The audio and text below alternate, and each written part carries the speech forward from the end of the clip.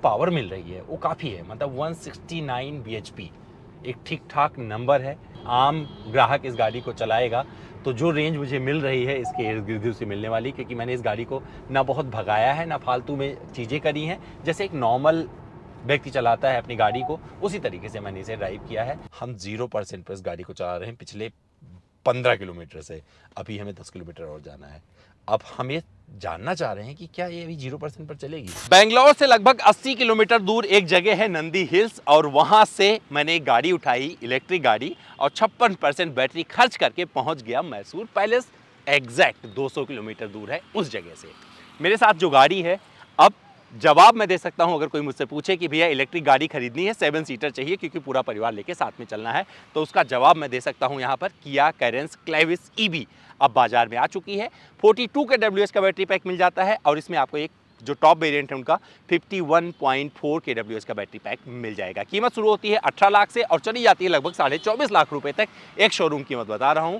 अगर आपका बजट इसके इर्द गिर्द है तो क्या ये गाड़ी आपको खरीदनी चाहिए, इसका जवाब इस वीडियो में मिलेगा। और एक रेंज टेस्ट कर रहा हूं, आधा रेंज तो मैंने यही बता दिया है, लेकिन क्या वापस मैं नंदी हिल पहुंच पाऊंगा, इसका जवाब इस वीडियो के लास्ट में आपको मिलेगा। इस गाड़ी में क्या कुछ मिल जाता है और कितनी कंफर्टेबल है, इन सभी चीजों का जिक्र किया जाएगा। तो चलिए शुरू करते हैं और आपको सब कुछ बताते हैं किया कैरेंस क्लेविस ईवी के बारे में।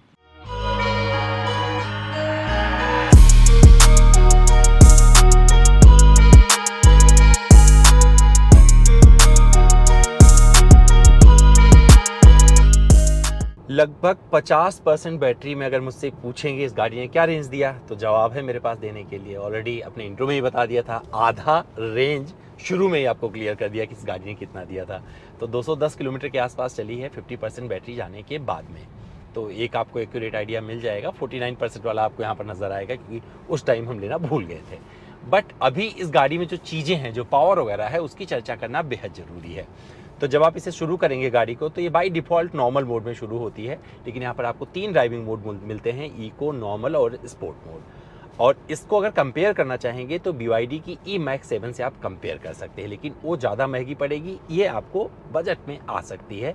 अगर आप 42 kWh बैटरी पैक पर जाएंगे तो वहाँ पर 133 bhp का पावर आउटपुट मिलेगा और 255 Nm का उसे टॉर्क मिलेगा। 4 घंटे 50 मिनट में वो गाड़ी जो है 11 किलोवाट AC चार्जर से फुल चार्ज हो जाएगी, और फास्ट चार्जिंग में 39 मिनट में 80% तक चार्ज हो जाएगी। दोनों में ऐसे ही आपको मिलने वाला है सिस्टम। तो चार्जिंग जिस तरीके से, अगर 100 किलोवाट के चार्जर से आप चार्ज करेंगे तो 39 मिनट में 80% गाड़ी चार्ज हो जाएगी। उसका 100% का मेरे पास डेटा नहीं है क्योंकि उस पर टाइम लगता है फिर, इसीलिए सारी कंपनियां फास्ट चार्जिंग में सिर्फ 0 to 80% ही दर्शाती हैं और बताती हैं। तो अभी क्या चीज़ है, अगर इस गाड़ी की बात करेंगे जो मैं चला रहा हूँ, 51.4 kWh का बैटरी पैक इसमें दिया गया है। चार्जिंग ऑलरेडी आपको बता दिया है। यहाँ पर आपको एक तो ग्राउंड क्लियरेंस ज़्यादा मिल जाता है, किससे, आइस वाली की तुलना में, तो उसका आपको फ़ायदा 100% मिलने वाला है। थोड़े मोड़े ख़राब रास्ते से निकल रहे होंगे तो आप फील कर पाएंगे। आप देख सकते हैं, मुझे एक जगह से मैंने गाड़ी निकाला था तो आपको उससे आइडिया लग जाएगा। और यहाँ पर जो आपको पावर मिल रही है वो काफ़ी है, मतलब 169 bhp एक ठीक ठाक नंबर है जो इस गाड़ी को काफ़ी आगे लेके जाते हैं। 8 पॉइंट सम सेकेंड में, मतलब लगभग 8.4 सेकेंड में ये गाड़ी 100 की रफ्तार पकड़ लेती है। और देख सकते हैं पिकअप वगैरह बहुत लाजवाब है अगर स्पोर्ट मोड में आप चलाते हैं। हालांकि इससे अगर आपको रेंज निकालना है तो इको मोड के ऊपर मैं सजेशन नहीं दूंगा कि कहीं और चलाइए। इको मोड में चलाइए, वहीं पर आप इतनी स्पीड पा जाएंगे। मतलब इको मोड पर चला रहा हूँ 120 130 के आसपास भी चली जाती है गाड़ी, लेकिन जहाँ पर मैं चला रहा हूँ वहाँ पर लिमिट सिर्फ 80 वाली है। तो 80 से 100 के बीच की गणना कीजिएगा अगर आप इस रेंज टेस्ट को देख रहे हैं, क्योंकि इस रेंज टेस्ट में मैंने 150 किलोमीटर तक AC भी ऑन नहीं किया था, क्योंकि बेंगलोर का जो वेदर है आप उससे अंदाज़ा लगा सकते हैं कि वहाँ पर AC की ज़रूरत पड़ती नहीं है। AC मैंने तब ऑन किया है जब थोड़ा सी धूप निकल आई और मुझे गर्मी लगने लगी। तो AC का कूलिंग वगैरह अच्छा है, उसकी चर्चा भी करना यहाँ पर ठीक नहीं होगा, क्योंकि AC की चर्चा करेंगे जब हम गर्मियों में चलाएंगे दिल्ली में तो वहाँ पर जिक्र किया जाएगा। बट मुझे पता है कि AC में कोई दिक्कत नहीं आने वाली है। कोई भी इलेक्ट्रिक गाड़ी चलाएंगे उसका AC अच्छे से ही काम करता है। स्टीयरिंग फीडबैक बढ़िया है, लाजवाब है। जब आप कहीं से टर्न ले रहे होते हैं, पहाड़ी रास्तों पर होंगे तो अपनी लेन में बनी रहती है, फास्ट कॉर्नरिंग कर रहे होंगे तब भी ये चिपकी रहती है, अपना काम कर देती है अच्छे से। ब्रेकिंग बाइट्स अच्छे आते हैं, लेकिन यहाँ पर लो ट्रैक्शन, लो फ्रिक्शन बोलते हैं इसे, वो वाले टायर लगे होते हैं इलेक्ट्रिक में, तो ब्रेकिंग में उतना कॉन्फिडेंस आपको किसी भी इलेक्ट्रिक गाड़ी में नहीं मिलेगा, वो यहाँ पर भी आपको दिखेगा। लेकिन ये नहीं बोलूँगा कि आप ब्रेक लगाएंगे तो रुकेंगे नहीं, आराम से रुकेंगे, लेकिन आप पैनिक ब्रेकिंग करेंगे तो थोड़ा सा दिक्कत हो सकता है, तो ये आपको ध्यान रखने की ज़रूरत है। केबिन इंसुलेशन बना रहता है पूरे टाइम। मैं ड्राइव कर रहा हूँ, बाहर की आवाज़, इलेक्ट्रिक गाड़ी है फिर भी कुछ ज़्यादा आपको सुनाई नहीं पड़ेगी। तो मुझे लगता है अगर 100 किलोमीटर की रफ्तार तक मुझसे पूछेंगे तो केबिन इंसुलेशन अच्छा बोलूँगा।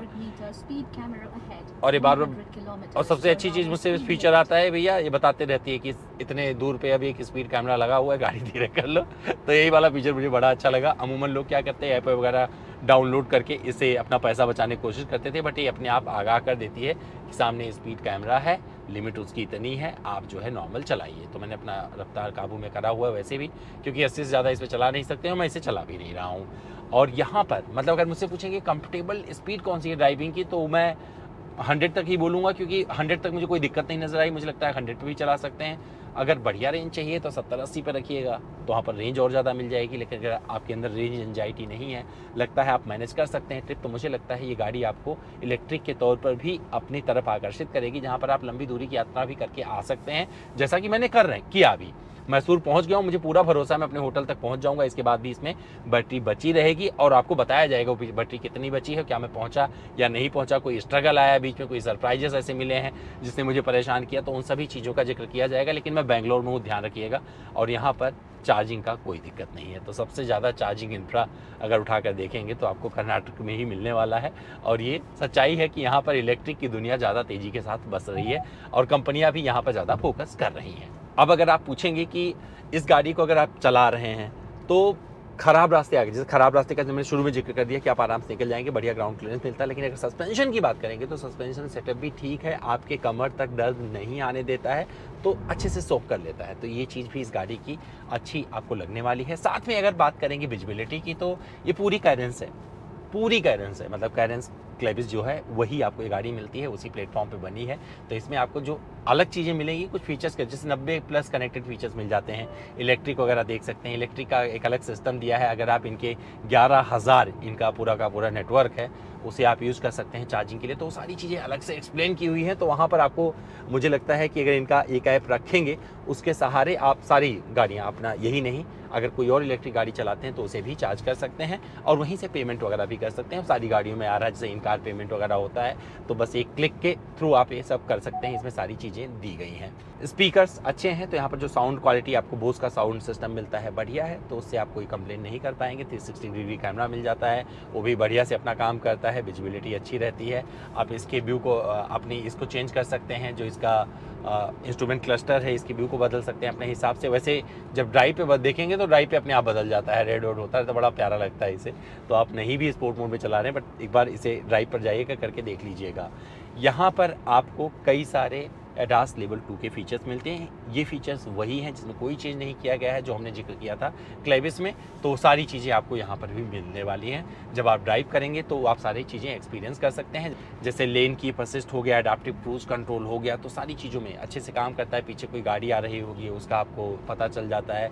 बहुत सारी चीज़ें यहाँ पर आपको मिल जाएंगी और यहाँ पर आपको इमरजेंसी ब्रेकिंग वगैरह मिल जाती है। हालांकि मेरी इस गाड़ी में अभी वो बंद है। तो ये सारी चीज़ें मिलाकर अगर देखेंगे तो क्लेविस ईवी में जो बदलाव आपको दिखेगा वो फ्रंट से दिख जाएगा।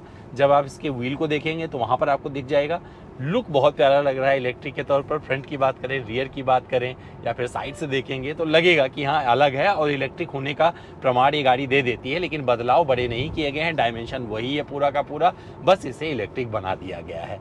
तो ये सारी चीज़ें यहाँ पर मिल जाती हैं। तो सामने से अगर बात करेंगे, यूटिलिटी स्पेस वगैरह मैंने पहले ही जिक्र कर दिया, काफ़ी कुछ यहाँ पर मिल जाएगा। ये देखिए ढका हुआ है यहाँ पे, तो इसके अंदर का फोल्डर आपको मिलता है। रिट्रैक्टेबल, मतलब अगर आप चाहें तो इसको बंद भी कर सकते हैं। यहाँ से हटा दीजिए और खोलना है तो फिर आप खोल सकते हैं, तो यहाँ से बंद हो जाएगा। और खोलना है तो यहाँ पर बटन दिया गया है, ये वाला दबाइए, ये खुल जाएगा, ये खुल जाएगा। तो ये सारी चीज़ें इसमें काफ़ी व्यवहारिक तौर पर आपको अच्छी लगेंगी। इसे बंद कर दीजिए। सेफ्टी फीचर्स इसमें आपको पूरे वही मिलते हैं जो उन्होंने क्लेविस में जिक्र किया था, तो ऑलरेडी आपको यहाँ पर लिस्ट में देखने को मिल जाएगा। मैं उसे रिपीट करने नहीं जा रहा हूँ। बट ना यूटिलिटी स्पेस की आप कंप्लेन कर पाएंगे, ना ही कंफर्ट की कंप्लेन कर पाएंगे फ्रंट में, क्योंकि दोनों सीटें आपको वेंटिलेटेड मिल जाती हैं। स्टीयरिंग का फीडबैक बड़ा अच्छा है और यहाँ पर आपको पैडल शिफ्टर दिख रहा है, जैसा दिख रहा है बेसिकली इसे आप रीजन एक्टिव कर सकते हैं। जब ट्रैफिक वगैरह में चलें तो आप बढ़ा के रखिए। मैंने इसे 2 पे रखा हुआ है फिलहाल, क्योंकि मुझे ज़्यादातर हाईवे क्रूज करना था, बट मैंने बेंगलोर का ट्रैफिक तगड़ा एक्सपीरियंस किया है। तो इस रेंज टेस्ट में एक चीज़ ध्यान रखिएगा कि यहाँ पर जो सारी चीज़ें हैं वो मैंने बड़े अच्छे से एक्सपीरियंस की हैं। तो आपको एक प्रैक्टिकल रेंज मिलने जा रहा है और मुझे लगता है कि कोई भी आम आदमी, आम ग्राहक इस गाड़ी को चलाएगा तो जो रेंज मुझे मिल रही है इसके इर्द-गिर्द से मिलने वाली, क्योंकि मैंने इस गाड़ी को ना बहुत भगाया है, ना फालतू में चीज़ें करी हैं। जैसे एक नॉर्मल व्यक्ति चलाता है अपनी गाड़ी को, उसी तरीके से मैंने इसे ड्राइव किया है, उसी व्यवहार के साथ में। तो आपको एक आइडिया मिल जाएगा कि इस गाड़ी में क्या सारी चीज़ें आपको मिलती हैं। लुक वगैरह थोड़ा अच्छा है, अंदर आपको 64 एम्बिएंट लाइटिंग वगैरह मिल जाती है, जो कि मुझे किसी काम की नहीं लगती है। ना भी हो तब भी चलेगा। पैनोरामिक सनरूफ मिल जाता है, इसको भी मैं प्रशंसक नहीं हूँ। चश्मा वश्मा रख लीजिएगा, ये सब पहले भी आपको मिलता था। ऑटो डिमिंग, IRBM, ये भी पहले आपको एक्सपीरियंस कर रहे हैं ऑलरेडी कैरेंस क्लेविस में। तो इन सब चीज़ों का कुछ भी ऐसा नयापन नहीं है कि मैं आपको बताऊँ। लेकिन इस गाड़ी में इलेक्ट्रिक है तो V12 वगैरह दे दिया है, तो जब कहीं बाहर जाएँ, टेंट वगैरह लगाएँ तो वहाँ पर अपना टोस्ट वगैरह भी बना सकते हैं। तो ये सारी चीज़ें इस गाड़ी में मिल जाएंगी। तो चलता फिरता पावर हाउस है, लगाइएगा और एक्सपीरियंस करिएगा। लेकिन आपको बताऊं, काफ़ी कुछ ये क्रेटा भी चलाई थी ना, उसके जैसे एक्सपीरियंस कर रहा हूँ। बैटरी पैक वही है और मैं ये मान के चल रहा हूँ कि रेंज उसके आसपास ही होनी चाहिए। अब ज़्यादा निकली या कम वो तो आपको बाद में लास्ट में पता चल जाएगा। बट मुझे लग रहा है कि जो बैटरी पैक है, जिस तरीके का इसका ड्राइविंग बिहेवियर है, उस हिसाब से तो मुझे उसके इर्द गिर्द ही आती हुई नज़र आ रही है। सामान वगैरह अच्छे से इसमें रख सकते हैं डिग्गी में। अगर तीनों, पहली ये गाड़ी है 7 सीटर इलेक्ट्रिक में, जो बहुत सारे लोग खरीदने वाले हैं। मतलब सबसे सस्ती बोल सकता हूँ मैं, बजट बोले, क्योंकि सस्ती कंपनियों को पसंद नहीं आता है। तो बजट कार है जो 7 सीटर में इलेक्ट्रिक में आ गई है और बहुत सारे लोगों को पसंद आएगी। बस आपको चूज करना है, क्योंकि 404 किलोमीटर ये लोग क्लेम करते हैं 42 kWh बैटरी पैक से। कभी मौका मिलेगा उसका भी रेंज टेस्ट किया जाएगा। और इस वाले से 490 का ये लोग क्लेम करते हैं। और ये वही रेंज है जो मैं बैटरी फुल चार्ज किया था तो उस टाइम दिखा रहा था कि इतना ये चल सकता है। तो 490 के आसपास वहाँ पर भी नज़र आ रहा था। अब ये कितना देगी जब मैं पूरा अपना कंप्लीट कर लूँगा तो वहाँ पर बताऊँगा। सड़कें बड़ी अच्छी हैं। तो जब हमने शुरू किया था सुबह सुबह, तो बेंगलोर का हाईवे एयरपोर्ट से लेके सिटी तक का, मतलब सुबह सुबह वाला जो ट्रैफिक होता है वो देखा। इसके बाद हमने पूरा मैसूर का ट्रैफिक देखा, मैसूर पैलेस वगैरह पूरा अच्छे से एक्सपीरियंस किया। और यहाँ पर हम इसके बाद में जो इनका एक्सप्रेस वे है उस पर से होकर गाड़ी को लेकर निकले। हालांकि उस पर स्पीड वगैरह बहुत ज़्यादा आप नहीं कर सकते हैं, 80 की लिमिट उन्होंने दे रखी थी।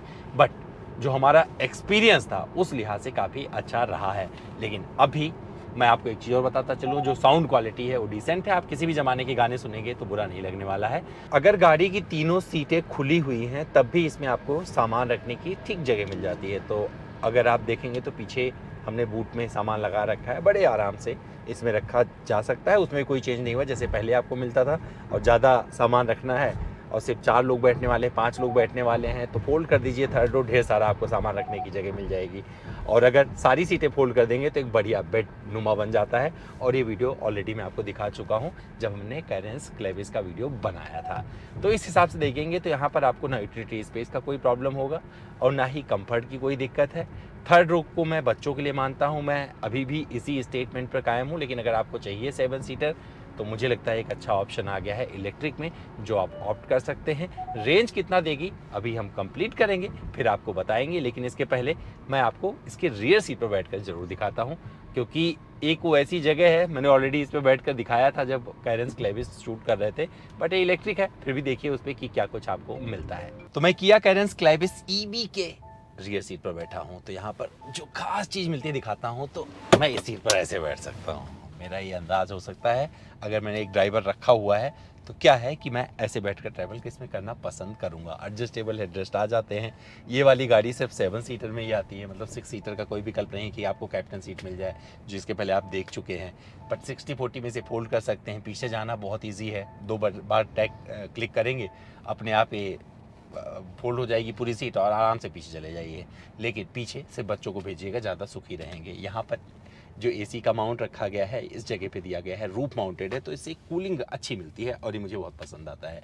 ये बहुत अच्छा लग रहा है। आप बैठ कर देखेंगे तो यहाँ पर भी आपको दो मिल जाते हैं, 2 यहाँ मिल जाते हैं। तो कूलिंग अच्छी रहती है गाड़ी की, उसमें आपको कोई कंप्लेंट नहीं आएगा। और ये ठीक वैसी ही है जैसे आपने कैरेंस क्लेविस देखा था जो आइस वाला है, उस पर मैंने जिक्र किया था। तो बदलाव यहाँ पर ऐसे कुछ नहीं किए गए हैं। एयर प्यूरीफायर वगैरह आ जाता है, तो दिल्ली उल्ली में जब पॉल्यूशन फैलता है वहाँ पर सपोर्ट करेगा। यहाँ पर लैपटॉप रख लीजिए, काम वाम कर सकते हैं आप बैठ कर। तो सारी व्यवस्था यहाँ पर इस तरीके से दी गई है। चीज़ें अच्छी हैं, प्रीमियम जैसे आपको यहाँ पे फील होगा। ये रहा कर्टन भी मिल जाता है, धूप वगैरह है ना तो आपका शेड का काम कर देगा, तो बाहर की धूप आपके ऊपर नहीं पड़ेगी। तो स्पेस के हिसाब से अच्छा है, जैसे कैरेंस क्लेविस था वैसे ही है, बट यहाँ पर बैठकर बताना था। अभी अच्छी चीज़ क्या है ना, वो बता देता हूँ आपको। हम 0% पर इस गाड़ी को चला रहे हैं पिछले 15 किलोमीटर से। अभी हमें 10 किलोमीटर और जाना है। अब हम ये जानना चाह रहे हैं कि क्या ये अभी 0% पर चलेगी, और ये गाड़ी चलकर दिखा रही है। अगर बीच में बंद भी हुई तो भी आपको दिखाया जाएगा, अगर पहुंच गए तो बताया ही जाएगा। तो चलिए अभी थोड़ा और चलाते हैं, और अब थोड़ा मैं आराम करता हूँ, मौका मिला है आराम करने का पीछे बैठकर।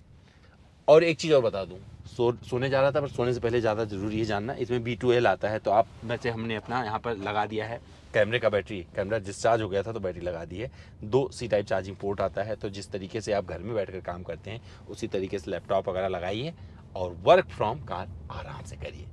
तो भैया बोल रहा था ना कि 0% पे कहाँ तक चलेगी, तो ये मेरे होटल ले आई है। तो मैं कहीं फंसा नहीं हूँ, तो मैं ऐसा नहीं बोल सकता कि मैं फंस गया। अब बारी है इसे चार्जिंग पर लगा देने की, क्योंकि अब चलाएंगे तो हो जाएगा रिस्क।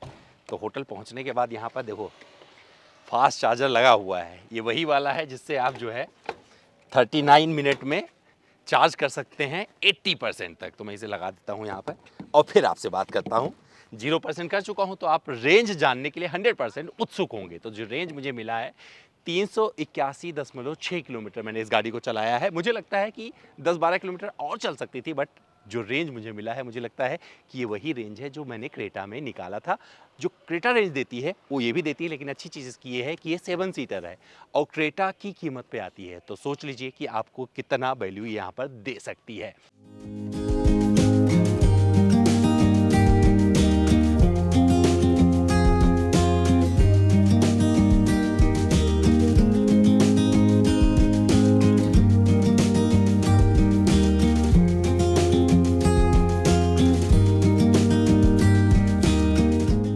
सारे एक्सपीरियंस को उठाकर मैं बताना चाहूँ यहाँ पे, तो मैं जहाँ गया हूँ, मैसूर गया, मैसूर से वापस आ गया। तो एक स्टेटमेंट तो क्लियर है, अगर आप बेंगलोर में रहते हैं तो आराम से किया कैरेंस क्लेविस खरीदिए, और इस ईवी को लेकर आप जो है मैसूर तक की यात्रा करिए, वापस आ जाइए, फिर भी आपके पास कुछ बैटरी बची रहेगी। मैं बेंगलोर से थोड़ा दूर था, इस वजह से मुझे इतनी बैटरी इसकी खर्च हुई है। 50% में 200 किलोमीटर किया था, 200 किलोमीटर के आसपास आया था, बाकी में थोड़ा कम आया। मुझे लगता है ड्राइविंग बिहेवियर पर पूरा निर्भर करता है आपको रेंज कितना मिलेगा, लेकिन मैंने इसमें स्पोर्ट्स मोड सिर्फ एक बार यूज़ किया 0 to 100 करने के लिए। नॉर्मल में शुरू होती है, बट मैंने इसे इको लगा दिया। बट इको में परफेक्ट परफॉर्म करती है जहाँ पर आपको कुछ और करने की ज़रूरत नहीं है। तो अगर ओवरऑल एक्सपीरियंस की बात करेंगे तो अच्छा था, कंफर्ट अच्छा मिल जाता है, सामान वामान रखने की जगह मिल जाती है। ईवी है तो ये सामने से पता चल जाएगा, पीछे से पता चल जाएगा, बट आप साइड से देखेंगे तो शायद आप डिफ्रेंशिएट नहीं कर पाएंगे। बट अच्छी चीज़ में ये है कि ग्राउंड क्लियरेंस ज़्यादा मिल जाता है, जिसकी वजह से आप ऑफ रोडिंग वगैरह, मतलब अगर आप खराब रास्ते पे हैं, पानी वानी से निकल रहे हैं, तो वहाँ पर कोई दिक्कत नहीं आने वाली है। तो भैया मेरा ये वीडियो कैसा लगा है, रेंज टेस्ट कैसा लगा है, शहर कैसे लगे, रास्ते कैसे लगे, कॉमेंट करके जरूर बताइएगा। इंतजार कर रहे हैं कॉमेंट बॉक्स में।